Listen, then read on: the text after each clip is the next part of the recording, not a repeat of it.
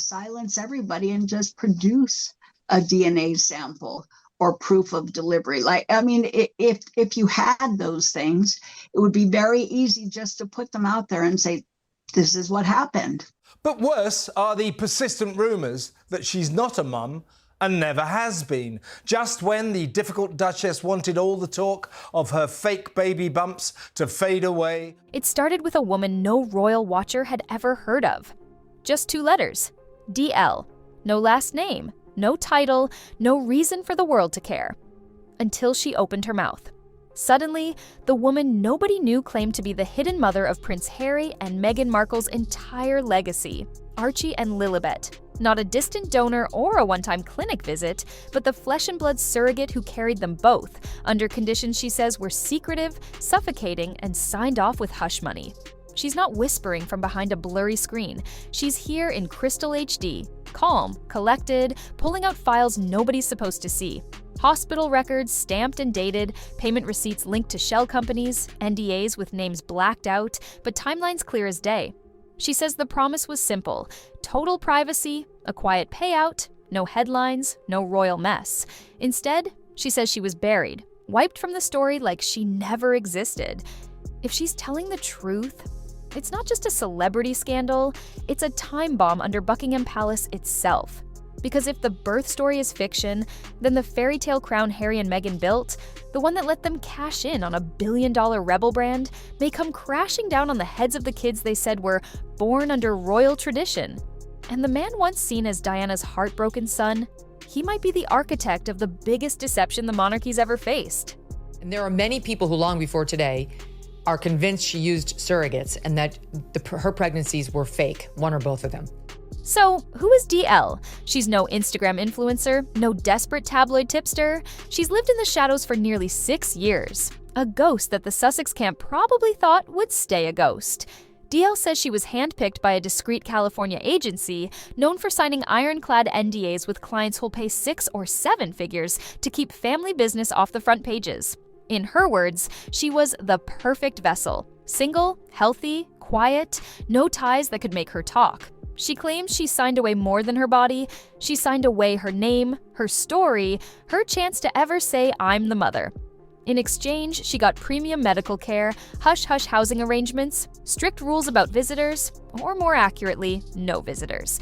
She says she delivered each child in a high-end private wing, guarded by personal security and a paper trail that only ran one way, into locked Sussex files.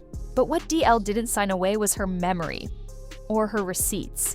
She says it was only after battling a near-fatal postpartum complication that she realized she was more disposable than she ever imagined. That's when she started keeping copies, screenshotting messages, logging every meeting with cold precision. She calls it her insurance policy. And now that policy might bankrupt the Sussex fairy tale for good, Another question, the one the conspiracy theories ask, is why are Meghan and Harry quite so obsessive about not revealing their kids' faces? An all-consuming fixation that almost fetishizes privacy and guarantees an ongoing carnival of tongue-wagging. before DL ever showed her face, people were already whispering. Clips of Meghan stepping out for walkabouts, the day the bump seemed to cave in as she bent to hug a kid. Footage replayed in slow motion, red circles and arrows, shady forums claiming they'd cracked the code. The bump was fake, a moon bump prosthetic held in place by camera angles and carefully chosen coats. At the time, it was easy to laugh off. Royal conspiracies are a dime a dozen. But those who dared to dig deeper found odd inconsistencies. Outfits that didn't match, body shapes that shifted, timelines that didn't line up. Meghan's team shrugged it off as sexist noise, and loyal fans drowned skeptics in hashtags calling them cruel, racist, obsessed. But the internet never forgets. And when DL's story broke, the old clips didn't just resurface, they exploded. Comment sections turned into cold case detective clubs, TikTok timelines filled with breakdowns. The bump that folded when she sat down, the curious way staffers hovered to adjust it at events, the hand movements that looked staged when no bump should have needed staging. Now, people aren't asking if there was a fake bump. They're asking why. Why keep up the charade if the truth was legal and legitimate? Why hide a surrogate when the world has never shamed royals for using one, unless the lie was worth more than the truth? Here's where the rumor cuts deeper than tabloid gossip. Because the British monarchy isn't a celebrity club, it's an institution that runs on strict lines of blood and birth. The second Meghan married Harry, every pregnancy was not just personal, it was constitutional.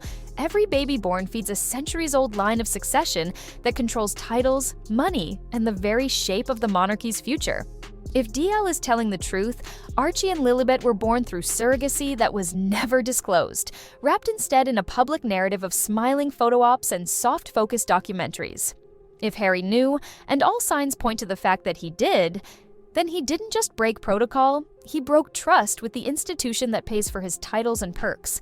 People remember how Archie's birth was announced. No press lined up outside the Lindo wing, no swaddled baby waved on hospital steps like William and Kate did for all 3 kids. Just Harry grinning awkwardly in front of a stable, reading lines that now feel almost surreal. "I'm so incredibly proud of my wife." Was he proud? Or was he playing a role? Because if he knew that grin wasn't nervous joy, it was PR damage control for a lie wrapped in a royal crest. Nothing fuels a scandal like a paper trail, and Archie's birth certificate has always smelled off to people who knew where to look. When the document finally landed in the public domain, it turned everyday royal watchers into overnight armchair constitutional lawyers. One line did it. Meghan's full legal name was missing. Instead of Rachel Meghan Markle, it simply read Her Royal Highness the Duchess of Sussex, a switch that looked tiny but felt massive. The palace's official story was as dull as possible, just a routine clerical update, standard paperwork, nothing to see here, move along. Meghan, for her part, claimed she never signed off on it, that palace staff made the change without asking her, part of some behind-the-scenes tug-of-war over how her name was used on official documents. Back then, it all felt like petty royal drama, the kind of squabble tabloids stretch into filler headlines between bigger stories. But drop DL's claim onto that quiet timeline, and suddenly that one missing name looks like a loaded clue. Because under UK law, listing a birth mother who didn't actually give birth isn't just messy, it can tiptoe into legal fraud. One slip, one signature on a line it shouldn't be on, and the entire carefully packaged royal fairy tale could start to unravel. Not in gossip columns, but in courtrooms. If the palace did tweak that certificate to paper over a hidden surrogacy, they clearly didn't expect DL to hold on to emails, logs, and receipts that could flip the whole story.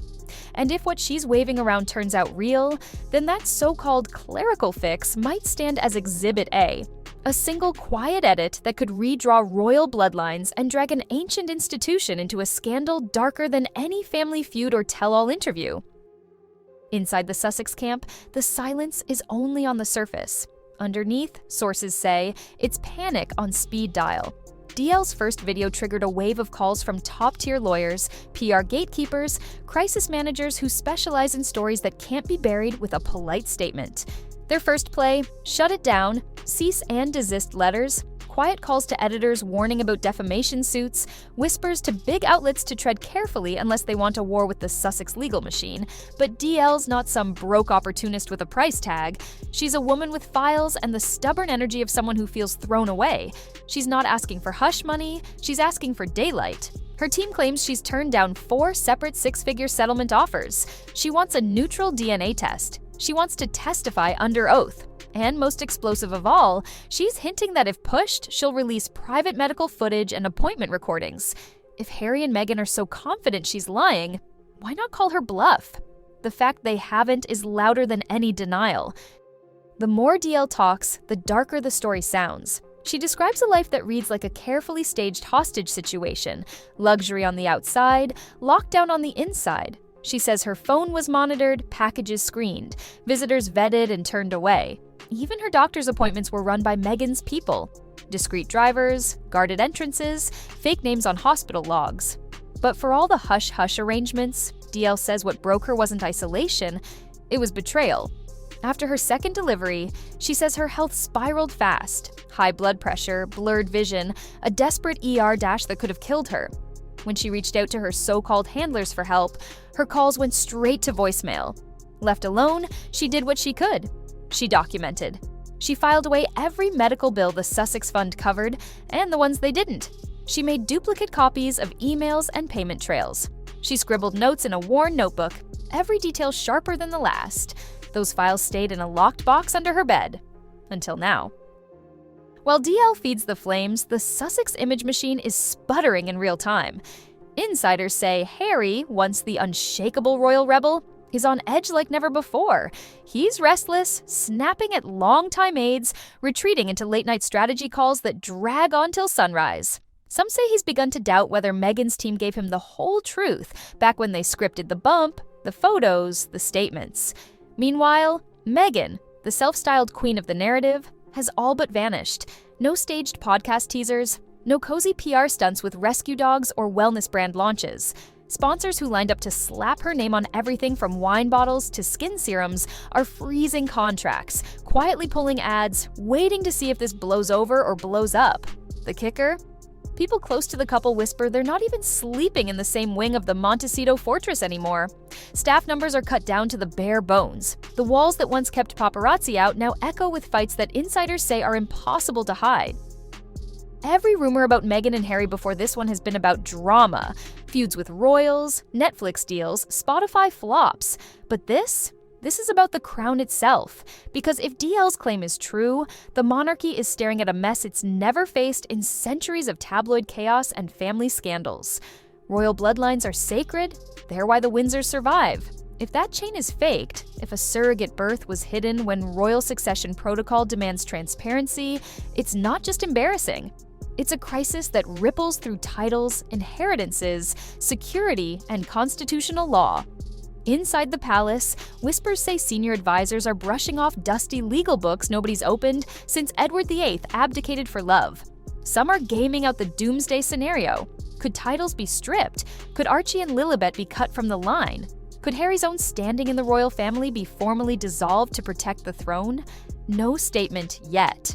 But the longer that silence drags on, the closer the public gets to drawing its own conclusions. Behind the scenes, the once untouchable Sussex fairy tale is rotting from the inside. Their image was always their real crown jewel, the freedom-loving rebels who traded palace gold for California sunshine and moral high ground. But now, that brand is bleeding trust with every headline DL feeds the world. Insiders say Meghan is fixated on one thing now: money, brand deals, sponsors, protecting what's left of her lifestyle empire. She's in back-to-back calls with brand lawyers, hoping to convince nervous investors to stick it out. But that hope fades every time a network calls DL. Sources say 2 major American broadcasters have already filmed bombshell sit-downs, with stacks of files on camera, and they're waiting for the Sussex legal machine to flinch. Once it airs, there's no stuffing this story back in the box. And when that curtain lifts, Meghan and Harry might find themselves cut off from the one thing they've always used to keep the public on their side: their story.